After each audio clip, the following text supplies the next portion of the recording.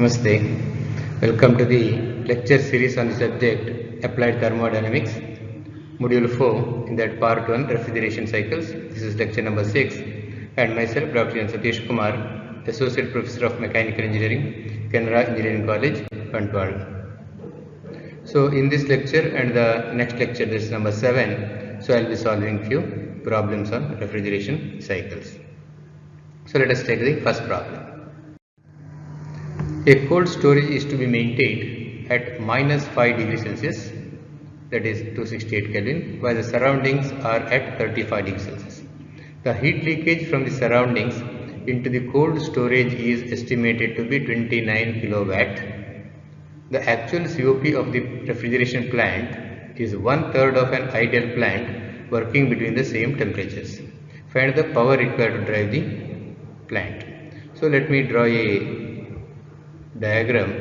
So here you have the warm environment, and you can represent the refrigeration system by a circle, and you can write R, and here the space to be cooled for the low temperature region. So this is T2 low temperature, this is T1, and this refrigeration system requires work input W, and amount of heat absorbed from this space to be cooled is usually taken as Q2 or QL if temperature is taken as TL, and here small length I have taken, no problem, I write it here.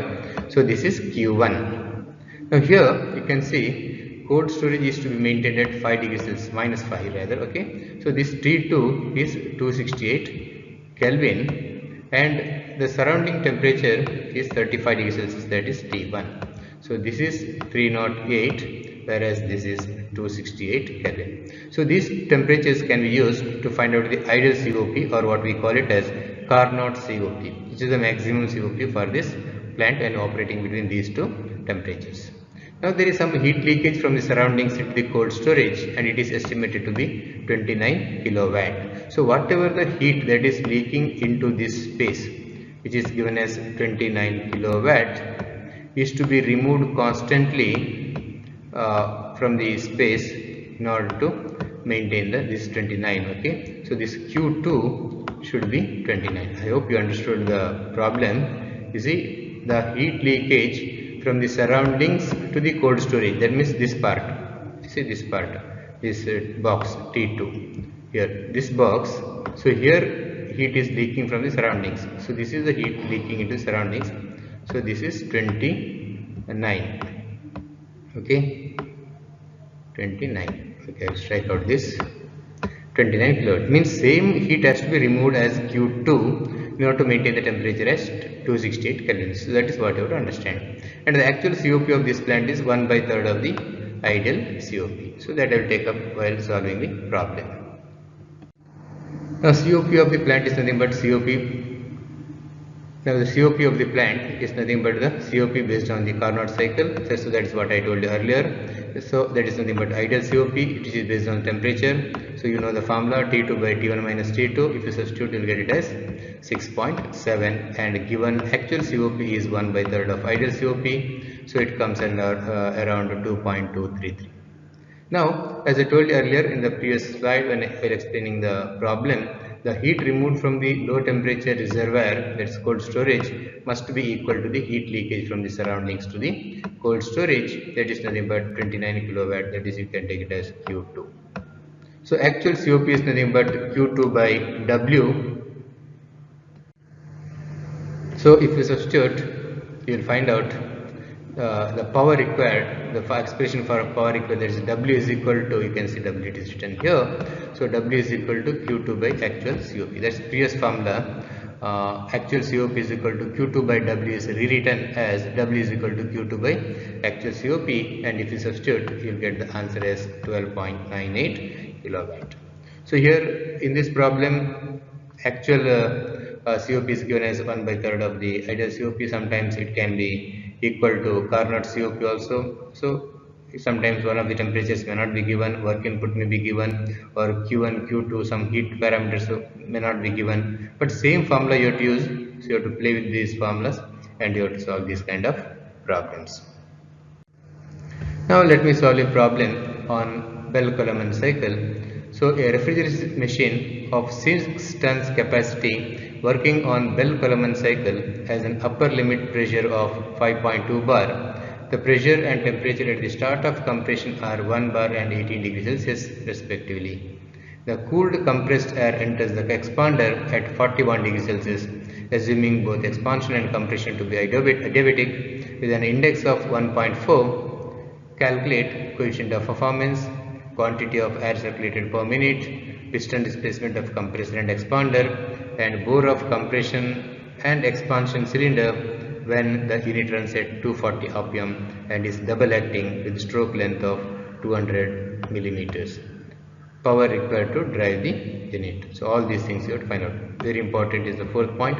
It is double acting cylinders. So here 6 ton capacity. Usually the 6 tons capacity or capacity will be given to find out the mass flow rate of the refrigerant. So what is the mass flow rate? MR. So that is used generally. Then pressure, upper limit of the pressure. That means after compression in the compressor, the pressure is 5.2 bar, and at the beginning of compression the pressure is 1 bar, the rest temperature is 18 degrees Celsius. The cooled compressed air enters the expander. So temperature at the beginning of expander is 41 degrees Celsius, and both expansion and compression are adiabatic with an index of 1.4. Now let me find out these answers one by one. Now let us solve this problem. So this is the TS diagram for the reverse Brayton cycle or Bell-Coleman cycle. This is point 1 entry of the compressor, 1 to 2 is the compression, 2 to 3 is the cooler where heat is rejected to the warm surroundings, 3 to 4 is expansion, and 4 to 1 is the evaporation where heat is absorbed from the space to be cooled. Now given T1 is 18 degrees Celsius, that is 291 Kelvin, that is the entry point of the compressor, and pressure at the entry is 1 bar, and temperature at the entry point of the expander is 41 degrees Celsius or 314 Kelvin, whereas pressure P2, that is the end of the compression process, please note that it is 5.2 bar. Now as all of us know, process 1 to 2 is isentropic, so T2 is equal to T1 into P2 by P1 to the power gamma minus 1 by gamma, making a proper substitution. So all of you don't just listen to the video, just take the calculator and work out this, check for the answers. So it is 466 Kelvin. Similarly, process 3 to 4 is also isentropic. So T4 is equal to T3 into P4 by P3 to the power gamma minus 1 by gamma, making a proper substitutions. You will get T4 is equal to 196 Kelvin. So continuing the solution, so let us calculate the refrigerating effect. It is nothing but the amount of heat which is removed from the cold space by the refrigerant. So hence the name refrigerating effect. So it is nothing but Cp into T1 minus T4, because 4 to 1 is the refrigeration process. So after making substitutions for Cp, T1 and T4, you will get it as 95.42 kilojoules per kg. Similarly, work input is nothing but this is work of compression minus work of expression. So for your understanding, I will write the formula here. So that is Wc minus We. So Wc is nothing but Cp into T2 minus T1, because 1 to 2 is the compression process, and 3 to 4 is the expansion process. So We is nothing but Cp into T3 minus T4. Cp being common is taken outside, and after making proper substitutions for the temperatures, you will get work input required is 57 kilojoules per kg. So here everything is calculated per kilojoules per kg. Okay. Now COP is nothing but refrigeration effect due by work input, so that you will get it around 1.67, and refrigeration capacity is given in the problem. So it is 6 tons, and 1 ton is equal to 3.5 kilojoules per second, so you will get it as 21 kilojoules per second. And as all of us know, mass per second or mass flow rate of the refrigerant is nothing but refrigeration capacity divided by refrigerating effect, so you will get it as 0.22 kg per second. So I once again request all of you to solve instead of just listening to this video.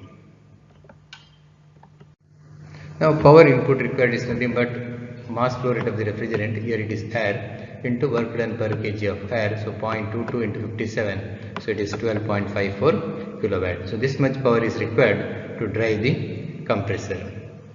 Okay, now mass flow rate of air per minute, or mass of air per minute is nothing but 0.22 into 60, because 0.22 is in kg per second.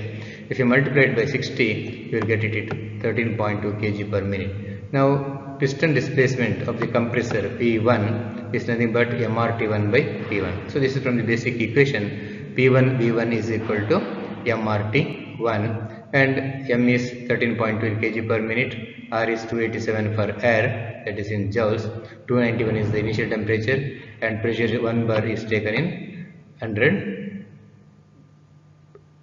kilopascal. So you will get it as 11 meter cube per minute. That is the piston displacement of the compressor. Similarly, for the expander, so you have to use the formula P4 is equal to mRT4 by P4. Okay, since P1 is equal to P4, that pressure remains same. Only thing is there is change in temperature T4, and you will get the volume as 7.42 meter cube per minute. Now there is a piston displacement of the expander.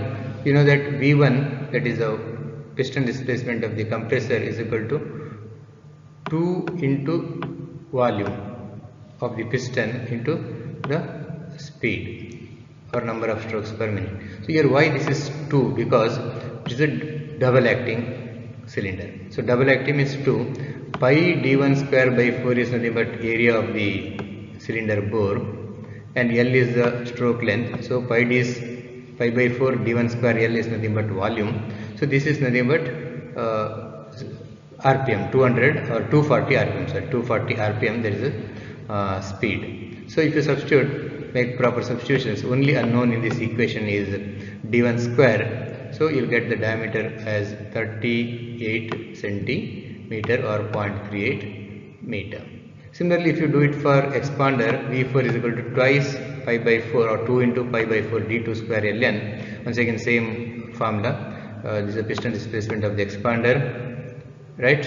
And 2 is for double acting, pi by 4 d2 square is the area, into L is the stroke length, is the volume, N is the speed, and only unknown is d2 square. And after making proper substitutions, if you calculate d2, it is 0.313 meter or 31.3 centimeter.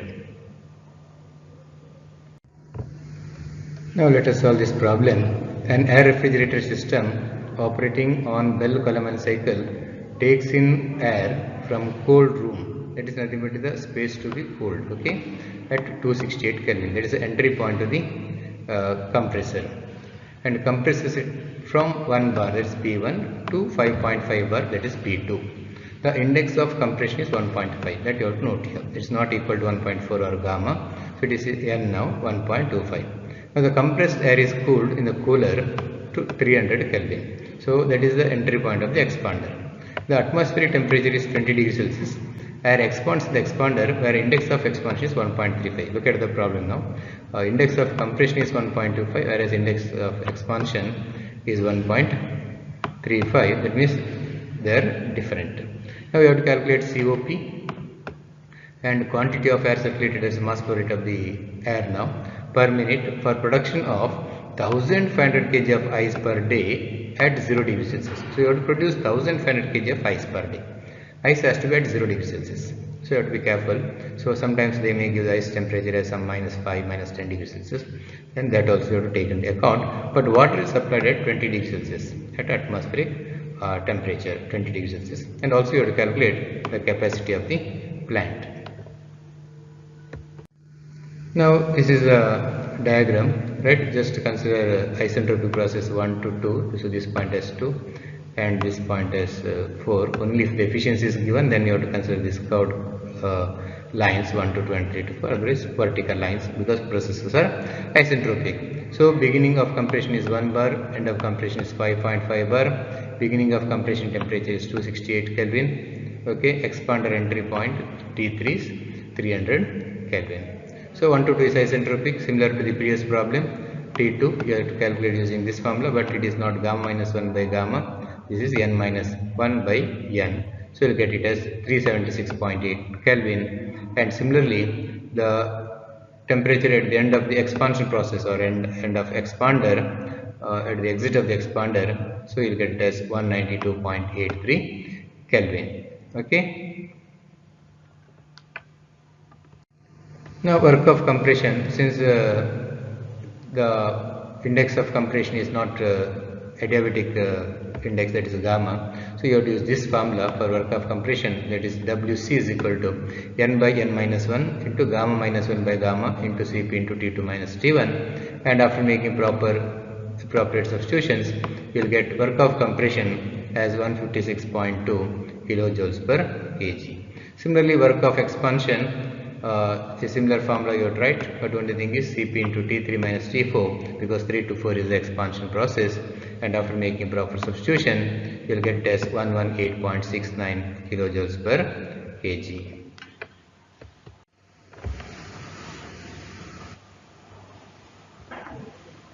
Now net work is nothing but W compressor or compression minus W expansion, so you will get it as 37.5 kilojoules per kg. And refrigerating effect, as all of you know, is nothing but Re is equal to Cp into T1 minus T4, and you will get it as 75.54 kilojoules per kg. Now the very important part of this problem is to calculate the heat to be extracted for the formation of ice. Now let us do it for 1 kg of ice first, that is heat extracted per kg of ice formation. So that is nothing but, you see, initially water is at 20 degrees Celsius. All of you have to understand this problem. So 20 degrees Celsius. Now if you want to form ice at 0, so this water at 20 should be brought down, or its temperature has to be brought down to 0 degrees Celsius water first. So amount of heat to be extracted is nothing but specific heat of water Cpw into the temperature difference, that is from 20 to 0 water. Now from water at 0 degrees Celsius water to ice at 0 degrees Celsius, so amount of heat to be removed is nothing but the latent heat. 0 degree water to 0 degree ice is nothing but latent heat of formation of ice. Latent heat of ice formation. So that you have to add. Now sometimes what happens is, now at the end of the latent heat of ice formation, the heat removed, the ice will be at 0 degrees Celsius. So in this problem, it is told that ice to be at 0 degrees Celsius. Suppose if the ice to be further reduced at its temperature to -5 or -10, then again you have to add one more term, that is Cp of ice into 0 minus of -5 or -10. Cp of ice will be generally half of water if not given, or else if it is given you can take that value. So this is just I am telling, because if ice is formed at -5 from water at 20, or ice is formed at -10 from water at 20, so then that procedure you have to adopt. So just for your understanding I am telling that now, okay. But in this case it's not an issue. Cp of water is 4.187 into 20 plus latent heat of ice is 335. So to form 1 kg of ice you have to extract 418.7 kilojoules per kg of heat. Now we are given that the mass of ice produced is 1500 kg per day. So let us calculate the ice formation per second. So it is 1500 divided by 24 gives per hour, and 1 hour is 3600 seconds. So if you divide 1500 by 24 and by 3600, you will get it as 0.0173 kg per second. Now therefore total heat extracted per second, total heat extracted per second is nothing but refrigeration capacity. It is nothing but 418.7. What is 418.7? So that is the heat to be removed to form 1 kg of ice. Now you are forming 0.0173 kg of ice per second. So total heat to be extracted per second is 418.7 into 0.0173, which is nothing but 7.26 kilojoules per second. And refrigeration capacity in terms of tons of refrigeration is 7.26, that is this answer, in kilojoules per second divided by 3.5 kilojoules per second, so that is 2.02 tons, because 1 ton is 3.5 kilojoules per second. Now from this, now you can calculate the mass flow rate of the refrigerant as refrigeration capacity divided by refrigerating effect, so you will get it as 0.096 kg per second.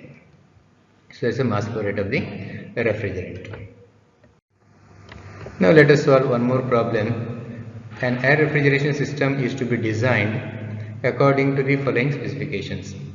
Pressure of air at compressor inlet is 101 kilopascal. Pressure of work at compressor outlet is 404 kilopascal. Pressure loss in the intercooler. So in the cooler, there is a pressure loss of 12 kilopascal. That means from 404, it has to come down by 12 to 392 kilopascal. Whereas pressure loss in the cold chamber is 3 kilopascal. So at the end of the cold chamber, that is the exit of the cold chamber, pressure is 104, but a pressure loss of 3 has taken place. So beginning of the cold chamber, the pressure should be 104 kilopascal. Beginning of the cold chamber 104. So that how you have to calculate. Temperature of air at compressor inlet is 7 degrees Celsius and temperature of air at turbine inlet, that is expander inlet, is 27 degrees Celsius. Turbine is nothing but an expander. Isentropic efficiency is given for compressor as 85% and turbine is also 85%, and you have to calculate COP of the cycle, power required to produce 1 ton of refrigeration, mass flow rate of air required for 1 ton of refrigeration. Now you can see, okay, here previous slide there is a correction. Temperature at the entry of the compressor is minus 7 degrees Celsius, not 7 degrees Celsius. Please note that correction in the previous slide. Okay. Now you see here the pressure is 101 kilopascal, and at the end of the compression the pressure 2 very close there, so you can take same pressure, so that is 404 kilopascal. Now here there is a pressure loss of 12 kilopascal in the intercooler. So 2 to 3 is intercooler, so that's why 0.3 is 12 kilopascal lesser than 404, that is 392 kilopascal. Similarly, there is a pressure loss in the cold chamber, that is you see 4 to 1. So at the end of the cold chamber or the refrigeration, pressure is 101, that is 0.1. So there is a loss of 3 kilopascal, means before it should be 101 plus 3, so 104. So that is how you have to draw this diagram. Now as usual, let us find out T2 first, because T1 is given as 266, because this is minus 7. So I told you to make correction of the previous slide. Okay, typographical correction I will do that. Okay, verbal correction I will be giving here. Okay, and if you substitute for P2, P1 and gamma, so you will get it as 395.4 Kelvin. Okay, and you are given the compressor efficiency. So compressor efficiency, it has seen nothing but T2 minus T1 divided by T2 dash minus T1. So T2 minus T1 is the actual compression, T2 dash, that is isentropic compression, T2 dash minus T1 is the actual compression. So T2 dash minus T1 is nothing but 395.4 minus 266 divided by 0.85, and after making proper substitution you will get T2 dash is equal to 418.2 Kelvin. Now this is what the calculation of P3 is 392 kilopascal and P4 as 104 kilopascal, as I explained in the previous slide. Now similarly you have to come to the process 3 to 4. First you have to calculate 4, right, considering 3 to 4 as isentropic process. So it will be 202.3 Kelvin, that is temperature T4. And now you have to use the turbine efficiency to find out the temperature 4 dash, that is the end of actual expansion. Actual expansion point is 4 dash. So eta T is equal to T3 minus T4 dash divided by T3 minus T4. So this is here for turbine, this is actual expansion divided by isentropic expansion, unlike that of the compressor. So you have to be careful about the formulas. So now if you make proper substitutions, so temperature at the end of actual expansion T4 dash will be 216.53 Kelvin. Now refrigerating effect per kg of air, it is now in this case it is Cp into T1 minus T4 dash, because actual expansion takes end set to 4 dash. Okay, so you will get as 48.46 kilojoules per kg, and compressor work per kg of air is Cp into T2 dash minus T1, because actual compression ends at 2 dash, so you will get it as 152.96 kilojoules per kg. And turbine work output per kg of air WT is equal to Cp into T3 minus T4 dash. So it will be 83.88 kilojoules per kg. So net work input per kg of air is nothing but Wc minus Wt. So earlier one of the problems I used this formula, but I used Wc minus We. So turbine or expander both are same because turbine itself is an expander. Okay. So you'll get net work input as 69.08 kilojoules per kg. Now COP of the refrigeration system is nothing but refrigerating effect divided by work input, so you'll get as 0.70, and mass flow rate of the refrigerant is nothing but refrigeration capacity divided by refrigerating effect, so it will be 0.072 kg per second. Now using this you have to calculate the power required per ton of refrigeration as power is equal to ME into W net. 0.072 into 69.08 is equal to 4.98 kilowatt.